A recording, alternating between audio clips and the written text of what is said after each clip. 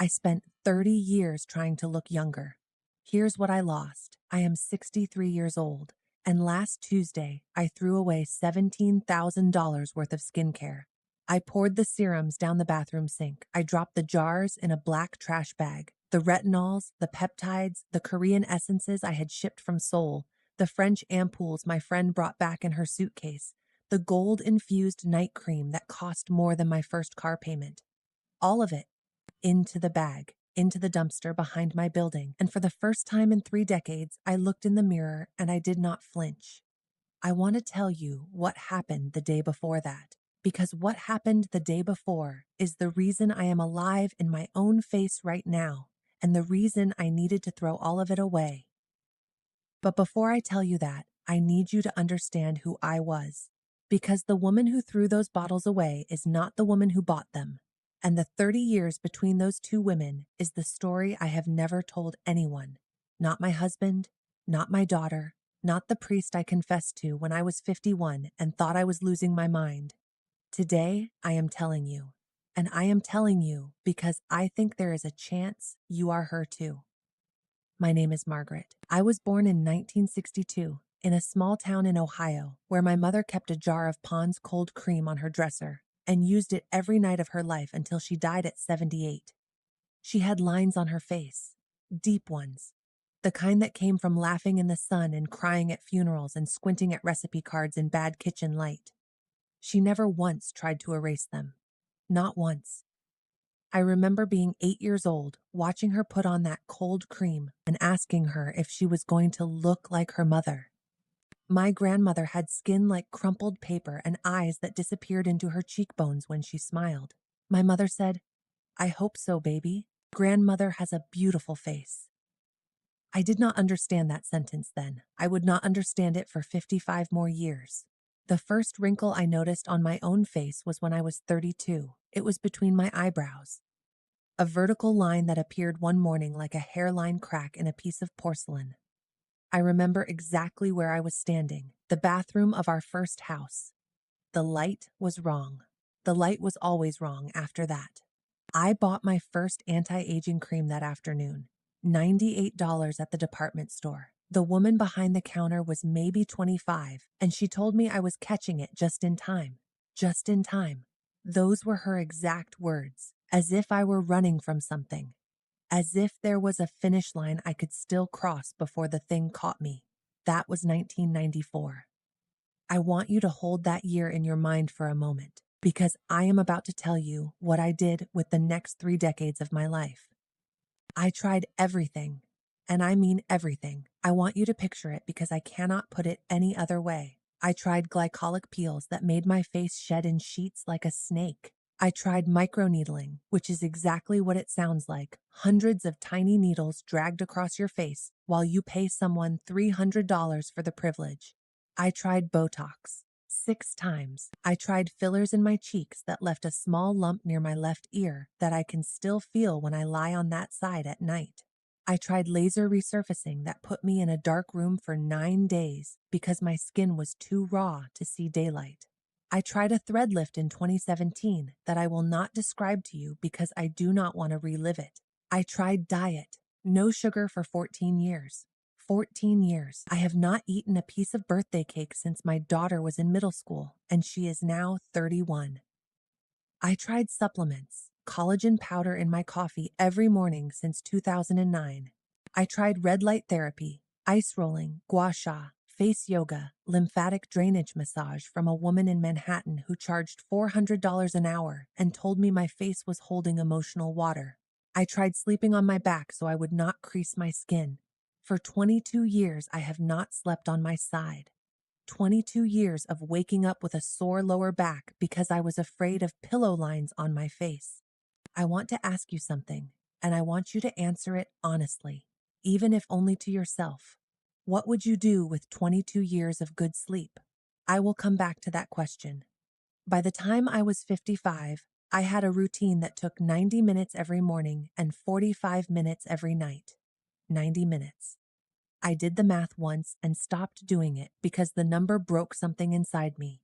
If you add up 90 minutes a day for 20 years, you get something close to 10,000 hours.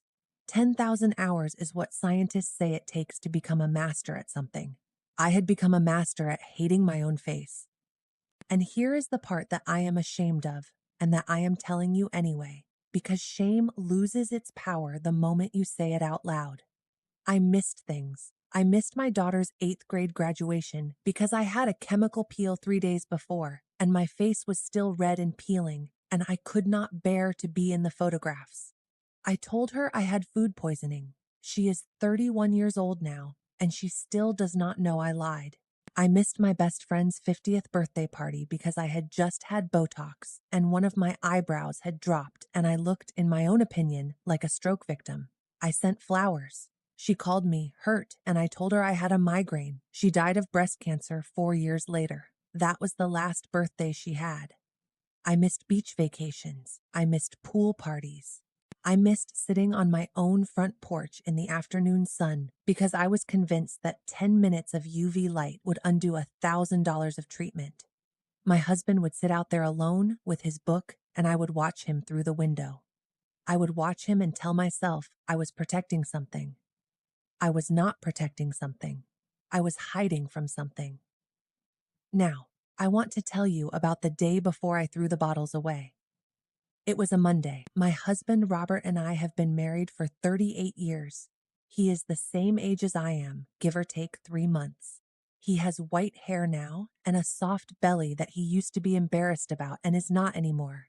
His face has lines around his eyes that go all the way to his temples when he smiles. I have never once in 38 years suggested he do anything about them. That Monday morning, I was at my vanity. I was doing my routine.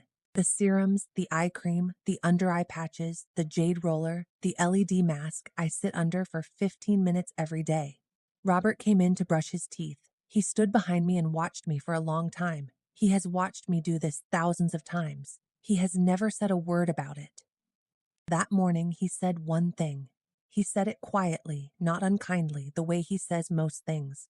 He said, "Maggie, when are you going to come back?" I did not understand. I asked him what he meant.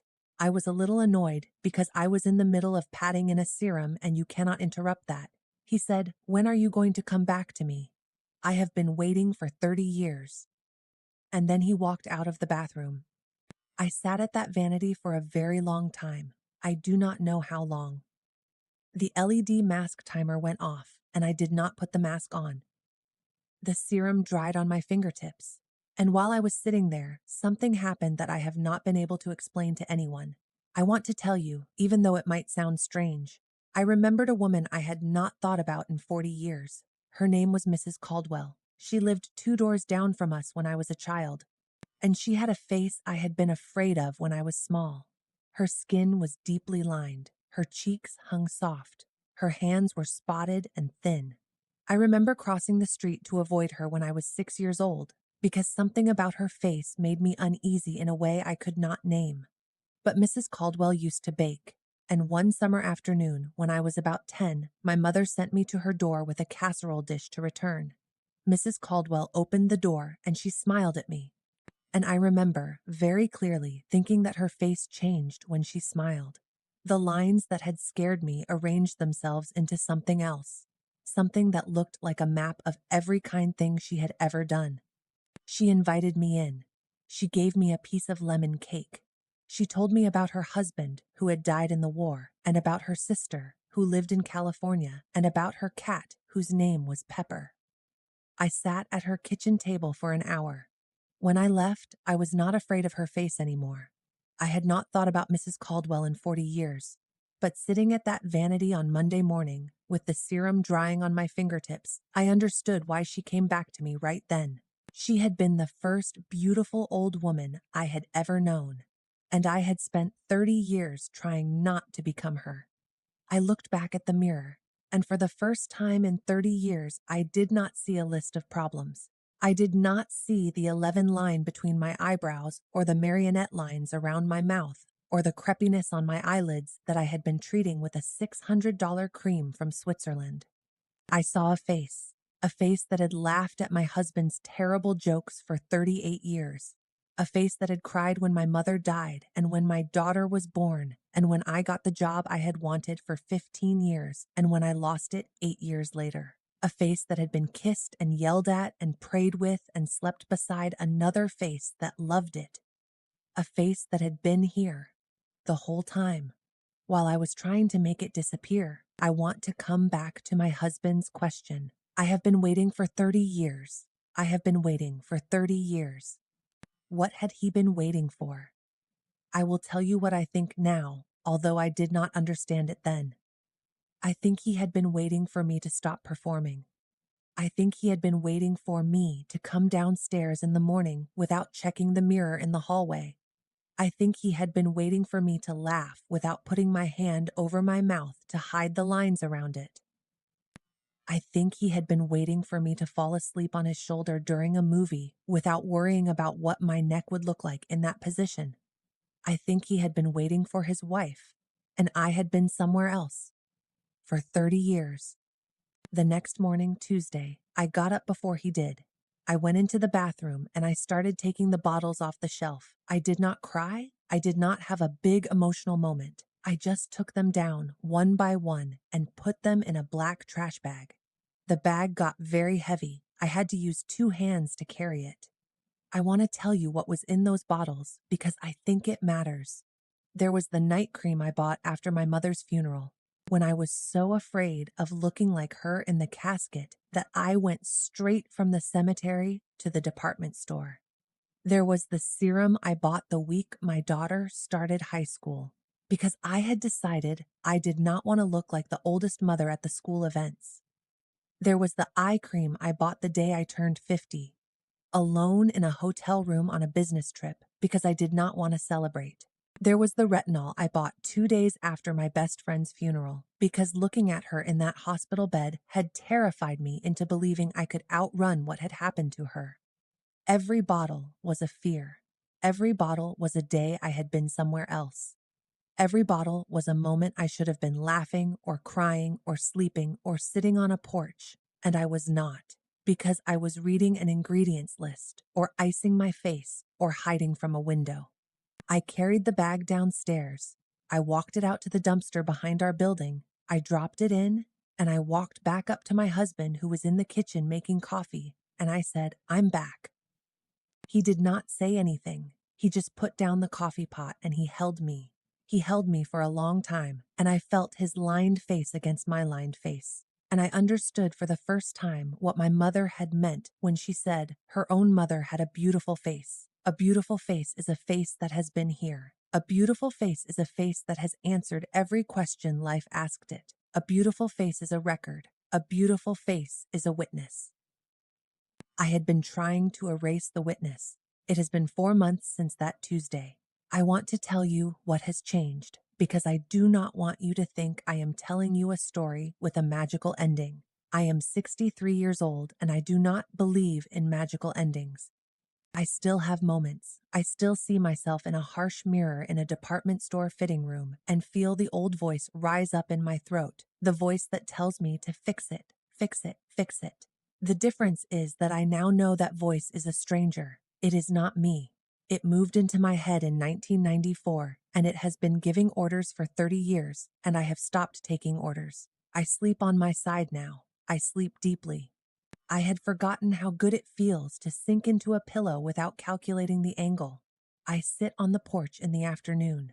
The sun touches my face. I do not flinch. I went to my granddaughter's dance recital last month, and I am in every single photograph. I am in the front row. I am laughing with my mouth open. My husband and I went to dinner 2 weeks ago at a restaurant we used to go to 30 years ago, before I started disappearing. I caught him looking at me across the table. He said, "There you are." There I was. I want to ask you the question I asked you earlier, and I want you to really sit with it this time.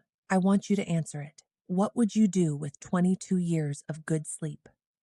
What would you do with 90 extra minutes every morning? What would you do with the energy you spend hating your own face? You would have a life. You would have your life back, the one that has been waiting for you while you were somewhere else. I am 63 years old. I have lines on my face. I have the 11 between my eyebrows that I noticed in 1994. I have crepey eyelids and marionette lines and a softness under my chin that I used to call my enemy and that I now call my throat, which is the part of me that has spoken every word I have ever said to the people I love. My face is not young. It was never going to stay young. No one's was. No one's ever has been. In the entire history of human beings, not one face has stayed young. We were all sold a war we could not win, and most of us spent our lives fighting it anyway. I am done fighting. If you are watching this and you are my age or close to it, I want you to do one thing for me today. I want you to go to your bathroom mirror, and I want you to look at your face, and I want you to say out loud 3 words. There you are. Just that. There you are. Because you have been somewhere else for too long. And the woman in that mirror has been waiting for you the way my husband waited for me. She has been patient. She has not gone anywhere. She is still there under all the bottles and all the fear and all the years of trying to be someone she was never going to be. She is your real face. And she is beautiful. If this story touched something in you, leave me one word in the comments. Just one. The word that comes to your mind when you finally look at yourself and stop fighting. I will read every single one. I read them all. And if you want to hear more stories like mine from women who have come home to themselves after decades of being away, subscribe to this channel. There are more of us than you think. We are all coming back. I will see you in the next one.